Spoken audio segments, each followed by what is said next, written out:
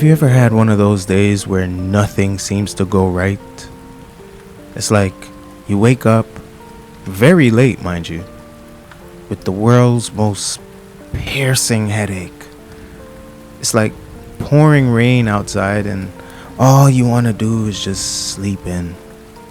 Nothing big, not that big of an ask, just to sleep in, but you can't afford to miss work because you have a lot of work to do and very tight deadlines. So you suck it up, put on your big girl pants, put your game face on, and head out to brave the weather. So you hop in your car, catch your breath, breathe, girl, breathe. Only to find that your car's not starting. After feeling the strongest sense of overwhelm and defeat, you go out, fiddle with your battery poles, and finally, you get your car up and running. Running late, but running nonetheless. So you're gunning it down the highway now, still trying to make it to work on time, but before you can reach to work, some fool decides to overtake you on the shoulder and comes barreling into you.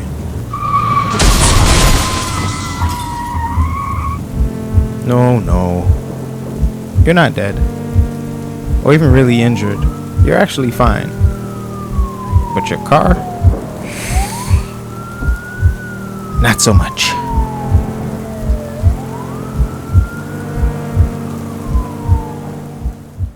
Okay, so that was a bit dramatic and exaggerated, right? But I know we all have those days that seem to drag us down a never-ending pit of unfortunate events.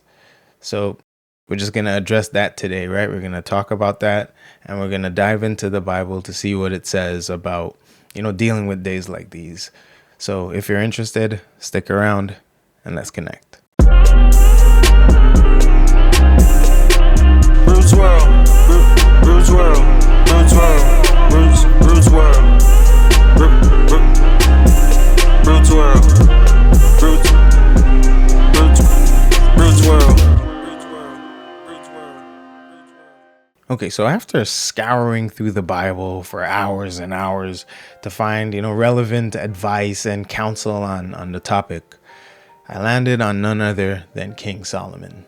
And trust me, he did not disappoint. My guy came through in the clutch with some bars on this topic, right? So, and I mean, he's King Solomon, probably just only the wisest man that ever lived, so he may know a thing or two about a thing or two. He may probably give some advice, some good advice on this topic. So I don't know, just maybe. But yeah, let's get into it. Okay, tip number 1, seek perspective. Now, Solomon knew the importance of gaining perspective, especially in challenging times. So his advice or his counsel was, when we had a rough day, just take some time, take a step back and think bigger. Ask yourself, will this really matter in a year or 2 from now? Like, let's take this car accident, for example. Yes, we got into an accident. Yes, it was bad. But you still have life. You still have all your body parts intact. Yeah, your car's destroyed, but I mean, that's why we have insurance, right? Like, that's what insurance is for. And don't get me wrong. I'm not saying to downplay the severity of your situations, but we have to put things in its rightful perspective. And in the grand scheme of things, this is just a temporary hiccup. Once you walk away with life, whatever it was, whatever the challenge was just a temporary hiccup. So take the time, learn the lessons you need to learn, and then shift the focus to more permanent things like who you're becoming. I feel like Ecclesiastes 7 and verse 14 will give us a little more perspective on this. And it says, enjoy prosperity while you can. But when hard times strike, realize that both come from God. So some people really don't like to hear this, right? Like, Some people hate to hear that God, uses our bad circumstances to shape and mold us into who he wants us to become. But I mean, it's in the Bible. It's in the Bible. And I mean, like, that's kind of like God's MO, right? Like, God uses our bad situations to transform our characters so that we can become the people who can enjoy when he turns it around. All right, tip number 2, practice gratitude. Now, Solomon believed in the power of gratitude to shift and change our mindsets. So, when things aren't going well, he admonishes us to focus on what we are thankful for. So maybe you're having a bad day at work, and trust me, I know those days too well. Think of a coworker that helps you get through the day, right? They might share a meme, the one that comes to your desk and probably tells you a joke that lifts your spirits, right? Think about those things and those people, the things that add light and life to your life, right? Or think about all of the skills that you're developing and taking on all of these challenges, right? Think of the person that you're becoming because of these challenging things that you're doing. A key text that I believe will add a lot more light to this is Proverbs 15 and verse 15. And it says, "All the days of the afflicted are evil, but he who is of a merry heart has a continual feast." Now, Solomon is contrasting or juxtaposing two different mindsets, right? Mindset number 1, he calls the afflicted, right? These are people who only see what's right in front of them, right? They only see the problem or the challenge that they're having or the bad in front of them. That's who he calls the afflicted. Then we have the merry hearts, right? That's so, anyhow, the merry hearts, let's call them that, right? The cheerful hearts, okay? These are the ones who can see through their problem, see through the challenge to the other side where they come out victorious, right? And he's saying that the afflicted only receives more affliction, right?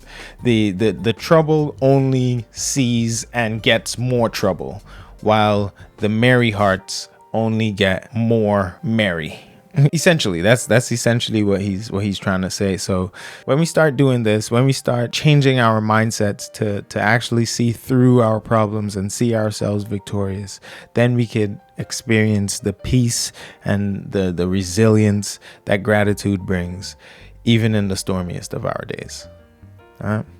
So yeah, let's practice gratitude. Okay. Tip number 3, take time to rest and reflect. Now, Solomon valued rest and reflection. So when we have a bad day, Solomon is admonishing that we engage in activities that help us recharge and recover, right, from the bad day. So maybe it's to go out and take a stroll, go out for a run, right? Go take a swim, right? For me personally, it's basketball, right? I go to the court and, I get to clear my mind. I get to, chill with some of my friends and, have an enjoyable experience. And then when I come home with my mind being cleared, I take some time to actually reflect on the day, right? So what happened today? What can today teach me? Does it teach me patience? Does it teach me resilience? I believe that every challenge has a built-in lesson. So what we need to be doing is extracting the lessons from each one of our challenges. A key text that I saw, it doesn't bring this specifically out, but I want to highlight it because I think it shows how much God cares about us and how much, God cares about our mental health. It's Ecclesiastes 5 and verse 20.